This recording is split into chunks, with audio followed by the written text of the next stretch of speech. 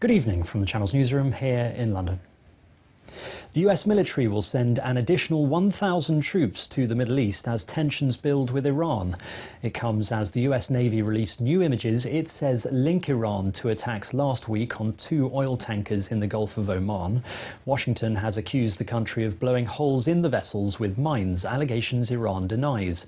The acting defense secretary says the deployment of 1,000 troops was in response to what he described as hostile behavior by Iranian forces.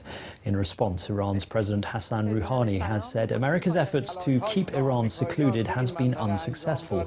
The EU has called for an independent investigation into the 2 tanker attacks to avoid any military tension escalations. A common approach that all the member states expressed, that of trying to focus all our action, all our diplomatic work to try to avoid an escalation and actually help de-escalating.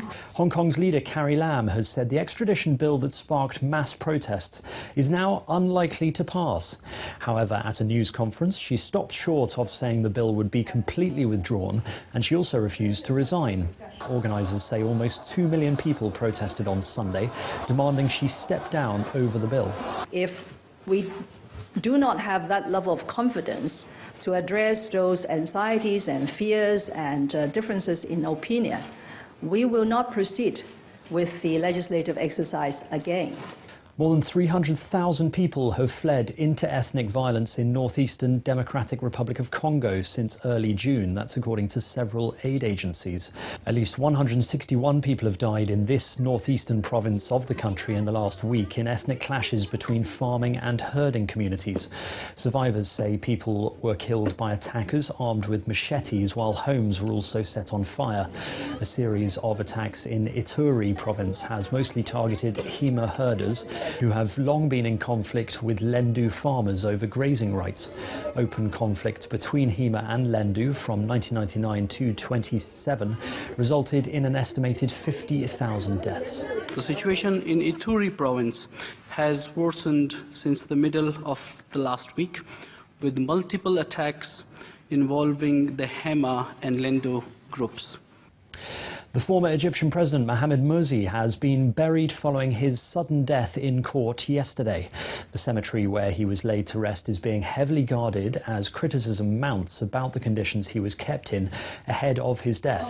Hundreds of Muslim Brotherhood supporters gathered in the Turkish cities of Ankara and Istanbul on Tuesday to mourn his passing. The 67-year-old had been in custody since his removal from office in 2013. Last year, a report on Morsi's detention was highly critical of the conditions of his incarceration. Remember, he was being completely isolated. There was no bed to sleep on. He had really 2 blankets was all he was given. 3 visits from his family would appear over 6 years. These are conditions of isolation, non-medical treatment that would sustain potentially that charge of torture. And torture is a crime of universal jurisdiction. The Canadian Prime Minister Justin Trudeau was among 2 million people at a victory parade in Toronto, which was interrupted by gunfire that injured 2 people. Fans scattered in chaotic scenes immediately after the shootings, which seriously injured 2 people. It happened as the NBA champions, the Toronto Raptors, were having their victory parade through the city on Monday. At least 12 people have died and a further 125 injured after an earthquake hit the Changchun province of Yibin in China. This early warning system alarmed the public in Chengdu, the capital of Sichuan province, an hour before the earthquake struck. The same system also alerted residents in Yibin city 10 seconds before. CCTV shows the moment the magnitude 6 quake hit, with people running from houses and shops to avoid being buried in any collapse. And finally, 74,000 dancers and more than 4,000 musicians have taken part in the annual Lord Jesus of the Great Power Festival in the Bolivian city of La Paz. The festival fuses Andean and Catholic cultures. During the festivities, women compete in the Queen of the Great Power contest, where participants perform the dance they represent. The judges take into account the dress and choreography.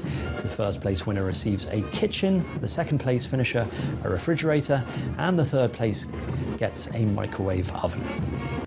And that's your national news around the world in 5.